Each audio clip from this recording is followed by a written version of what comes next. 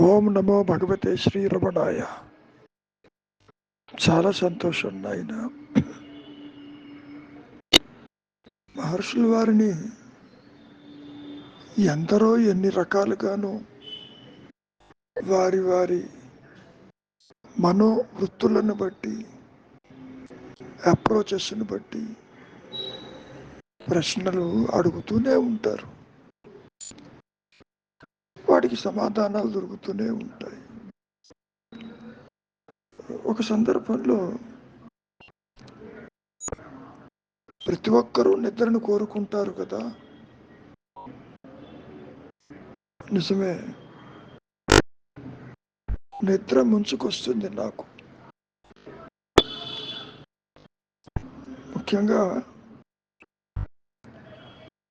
అక్కడ ఏముందో నాకు తెలియదు.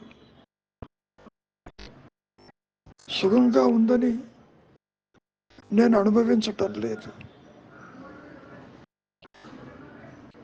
దుఃఖం లేకపోవటమే సుఖమని నేను అనుకుంటున్నాను. అంటే బాధ లేకపోతే అది సుఖమే కదా. అంతేగాని నిద్రలో ఉన్న సుఖాన్ని నేను ఎట్లా తెలుసుకోగలను అనే ప్రశ్న రమణ మహర్షుల వారి ముందు ఉంచడం జరిగింది. ఇక్కడ ప్రతి ఒక్కరికి జాగ్రత్త, స్వప్న, సుషుప్తలు అనే ఈ అవస్థాత్రయములు మూడు ఉండి తీరుతాయి. కారణం, ఈ దేహత్వబుద్ధితో ఉన్నటువంటి మాయాజీవుడు స్థూల సూక్ష్మ కారణదేహములతో ఆయా లోకాలని మానసికంగా దర్శిస్తూ తిరుగాడుతూ ఉంటాడు. కాబట్టి సుషుప్తావస్థ ప్రస్తావన వచ్చింది. సుషుప్తావస్థలో నాకేమీ తెలియదని అంటావు, నిజమే. కారణం, తెలుసుకునే నేను అక్కడది వృత్తిరాహిత్యమై ఉంది. కారణం, ఎక్కడ ఉంది వృత్తిరాహిత్యమై? వాసనలతో, బంధాలతో, రాగద్వేషాలతో, తాను తెచ్చుకున్న ప్రారంభ కర్మతో ఆనందమయ కోశంలో ఉన్నది. ఆత్మతోనే ఉన్నది. ఆత్మ తెలియకుండా ఉంటుంది అక్కడ.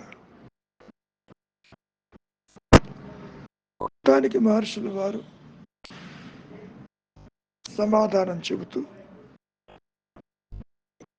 నీ ఉనికి ఉన్నదే అంటే నేను ఉన్నాను అన్న ఎరుక, నీవు ఏ అవస్థలో ఉన్నా అది ఉండి తీరుతుంది. అది ఆనందమే. అది శుభప్రదము, సుఖప్రదము. కనుక ఈ మాయలో ప్రతి ఒక్కరూ కూడా హాయిగా నిద్రించాము అని అనటం సహజంగా జరుగుతుంది కదా.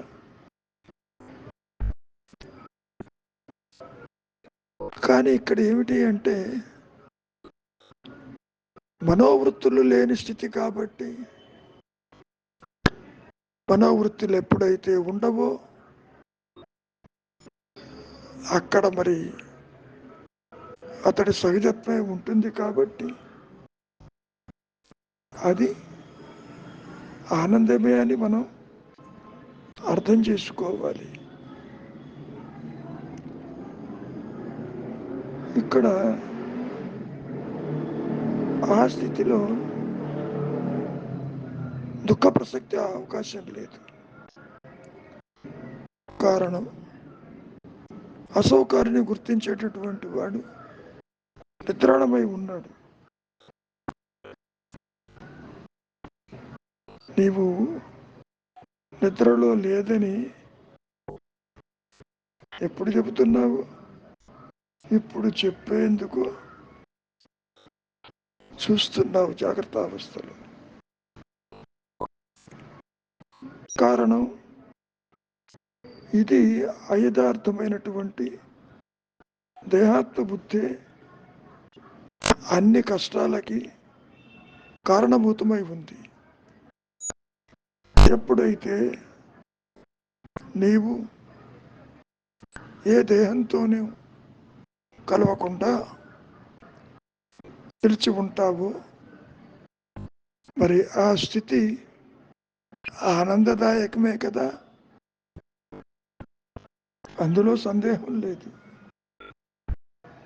నీవు నిద్రపోతున్నప్పుడు స్థూల సూక్ష్మదేహములతోటి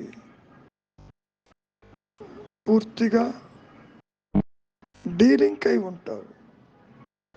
అసలు దేహం ఉందో లేదో తెలియదు, మనస్సు ఎటుపోయిందో తెలియదు, అసలు మనస్సు ఉందో లేదో కూడా తెలియదు.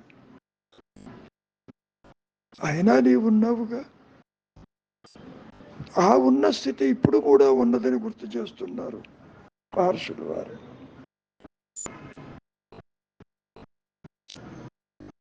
అప్పుడు ఆ పృచ్ఛకుడు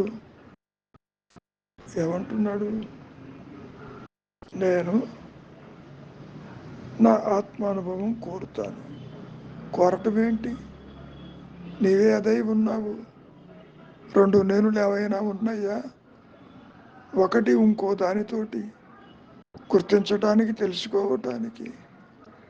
తెలుసుకునే నేను, తెలియబడే నేనంటూ ఎక్కడా లేదే, ఉండదే.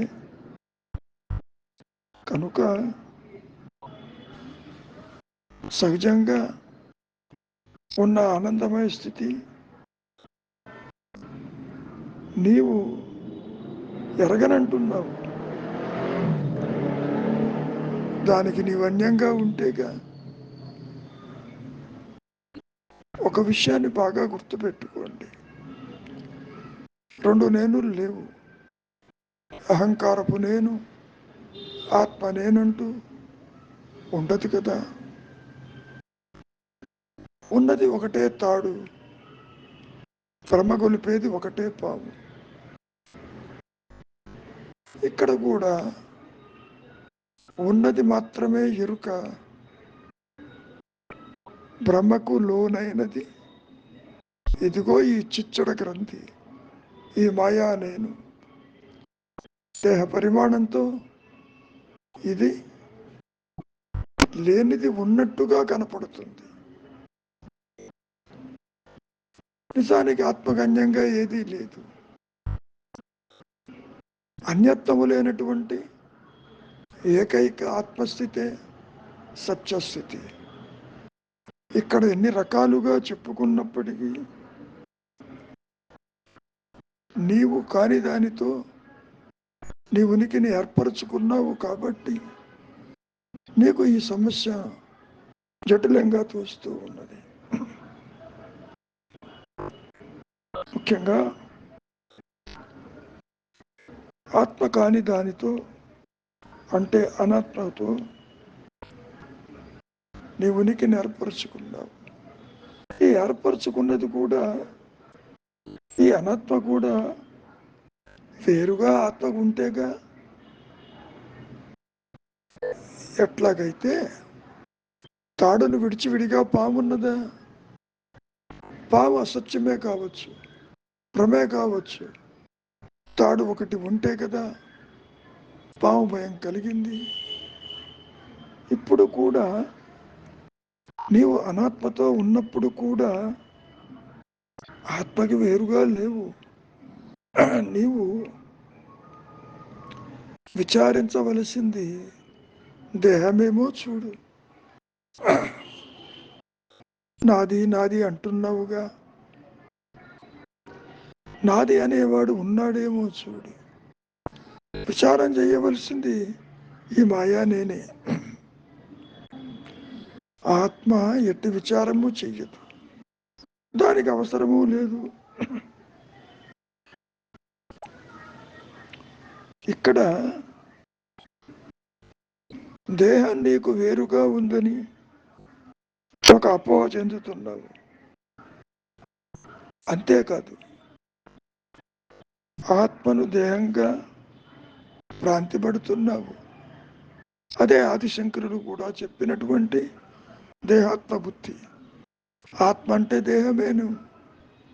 సో ఇటువంటి జటిలమైన స్థితి నుంచి నీవు బయటపడాలి అంటే కుదరదు కదా. ఈ మిథ్యాస్వామ్యాన్ని పూర్తిగా పోగొట్టుతేనే కానీ నీ సహజత్వము అక్కడ ఆవిష్కరించదు.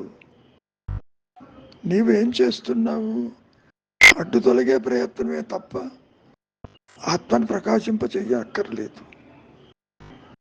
అది ఎప్పుడూ ఉండేది, సర్వకాల సర్వావస్థల యందు అది మాత్రమే ప్రకాశిస్తూ ఉన్నది.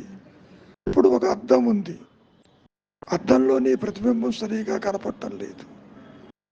దాని మీద ధూళి పడింది, దుమ్ము పడింది. నువ్వేం చేస్తావు? ముఖం ఎంత శుభ్రం చేసుకున్నా ఉపయోగం లేదు కదా. చెయ్యవలసింది అద్దం మీద పడిన ధూళిని తొలగించటం. ధూళి కాబట్టి కనపడుతుంది కాబట్టి దాన్ని తొలగించటం నీకు తేలిక అనిపిస్తుంది. ఇక్కడ నీ స్వరూప జ్ఞానానికి అడ్డుగా ఉన్నది అన్యంగా లేదు. అద్దానికి ధూళి అన్యంగా ఉంది కాబట్టి తొలగించగలవు. ఇక్కడ నీవు కాని దానితో నీ ఉనికిని ఏర్పరచుకున్న ఈ దేహాత్మ బుద్ధి అనేది ఆత్మని విడిచి లేదు కనుక నీవు ఏం చెయ్యాలి? విచారించాలి. అవిచారం వల్ల నీకు దుఃఖం కలుగుతుంది. నీవు నిజంగా దేహమేనా, దేహం లేకపోయినా నువ్వు ఉన్నావు కదా అన్న విచారంతో నీవు అంతర్ముఖం అయినప్పుడు ఇది తల్లకిందుగా పడిపోతుంది. అనుగ్రహం చేత నీ సహజత్వమే అక్కడ ప్రకాశిస్తుంది. నువ్వు అనుకోవచ్చు, నన్ను నేను ఉద్ధరించుకోలేకపోతున్నానని. సరే, ఆ టైంలో వీరితో మాట్లాడుతుంటే ఇంకొక విజిటర్ నట్వర్ లాల్ అనే అతను ఒక మాట అంటాడు, గురువుకి శరణాగతిక శరణు కోరరాదా అంటూ ఒక ఉచిత సలహా చెప్పడం జరిగింది. ఇవన్నీ వింటున్నటువంటి రమణ మహర్షుల వారు, నాయన, మానవ స్వభావమే ఆనందం, సహజత్వమే సుఖప్రదము, ఏది కొత్తగా రాదు నీకు. ఇంకోటి ఏమిటి, ఇది పోతే అది వస్తుంది అనుకోవద్దు. పోవటానికి ఆత్మకి విడిగా లేదు ఇప్పుడున్న ద్వైత జ్ఞానము. కనుక ఒక్క విచారముతోనే నీకు నీ సహజత్వము ప్రకాశిస్తుంది అనుగ్రహం చేత. ఇక్కడ నువ్వేమంటున్నావు? నా సహజత్వం నాకు తెలియదంటావు. తెలియని దానికి అడ్డే ఉందో చూడు. ఇందాక నీ ప్రతిబింబము అద్దంలో కనపడకపోతే అడ్డే ఉంది, నీవే గుర్తించావు కదా ధూళి ఉందని. ఆ ధూళి తొలగిస్తే నీ ముఖము స్పష్టంగా కనపడింది కదా. ఇక్కడ కూడా నీవు చెయ్యవలసింది, నీవు కాని దానితో నీ ఉనికి ఉందేమో చూడు. ఆ తప్పుని నీవు సవరించుకో. అంతకు మించి మరొకటి లేదు. కథల్లో చెప్పుకున్నట్టు మందు తీసుకోమని వైద్యుడు చెబుతాడు, పుచ్చుకోవలసింది నీవే రోగివి, డాక్టర్ తీసుకోడు కదా. లేకపోతే ఆ వ్యాధి నయమేదెట్లా?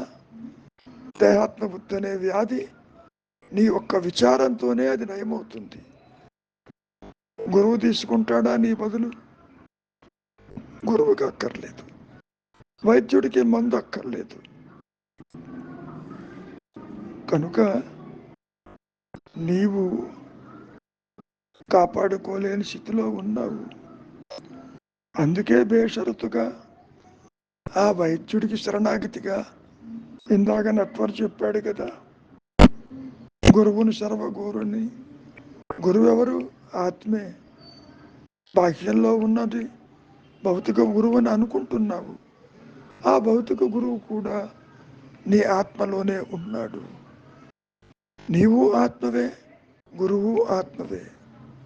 నీవు దేహం కాదు, గురువు దేహం కాదు అంటూ వివరించటం జరిగింది.